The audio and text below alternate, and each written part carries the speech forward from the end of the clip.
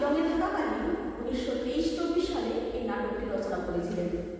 নাটকটি রচিত একটি যজ্ঞপুরীর ঘটনা নিয়ে।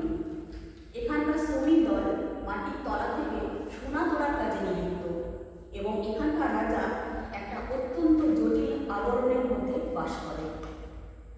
আমরা নাটকটির সংক্ষিপ্ত অংশ উপস্থাপনা করছি।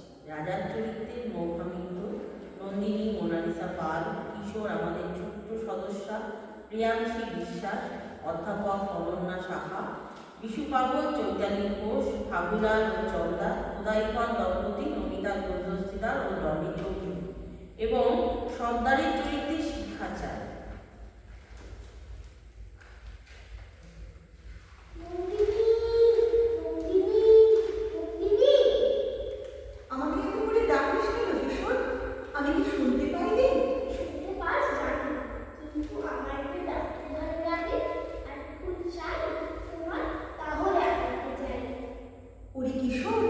জানতে পারলে ওরা যে শাস্তি দেবে। যে বলেছিলে রক্তকরণী আমার চাই চাই, আমার আনন্দ এই যে রক্তকরণী এখানে সহজে মেলে না। অনেক খুঁজে পেতে এক জায়গায় জঞ্জালের পিছনে একটি মাত্র গাছ পেয়েছি। আমাকে দেখিয়ে দে, আমি নিজে গিয়ে ফুল তুলে আনবো। অমন কথা বলো না, নিষ্ঠুর হইও না।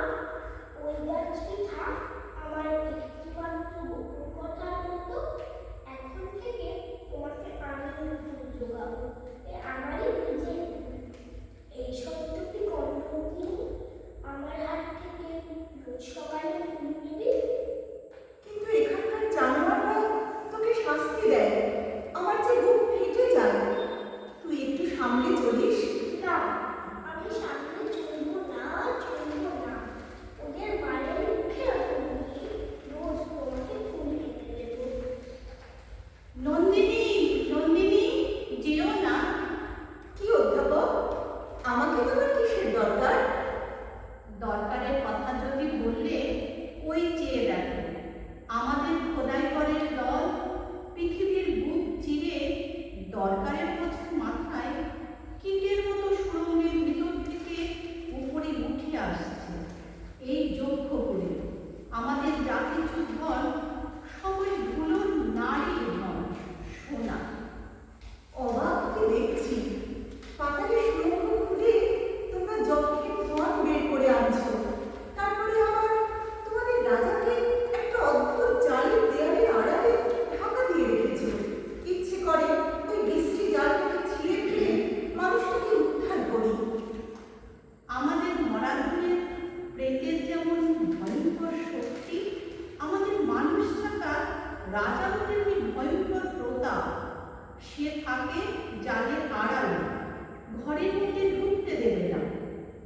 আমি জালের কথা মানিনি, আমি এসেছি ঘরের মধ্যে ঢুকতে। একটা কথা জিজ্ঞাসা করি অধ্যাপক, এরা আমাকে এখানে নিয়ে এলো, রঞ্জনকে সঙ্গে আনলো না কেন? সব জিনিসকে টুকরো করে আনাই এদের পদ্ধতি, কিন্তু তাও বলি, এখানকার মরাগুলের মাঝখানে তোমার প্রাণের মধ্যে কেন আনতে চাও? রঞ্জনকে এখানে আনলে এদের মরা পাঁচজনের ভিতর প্রাণ নিচে উঠবে।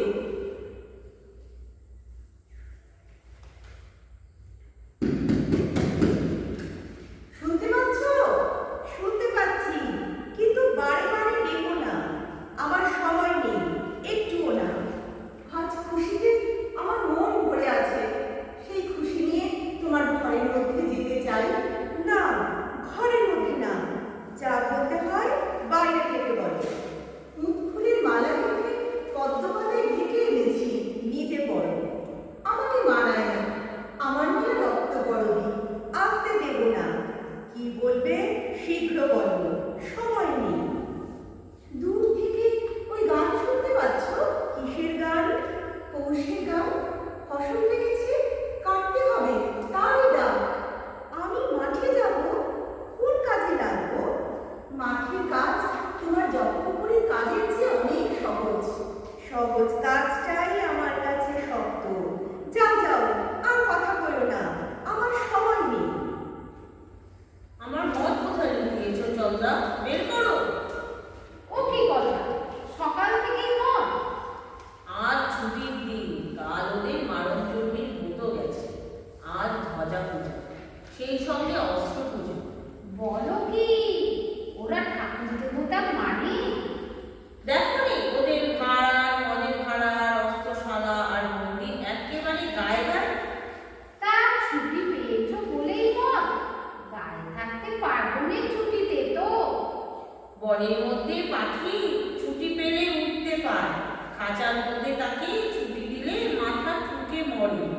যক্ষপুরে কাজের চেয়ে ছুটি ভীষণ বালাই।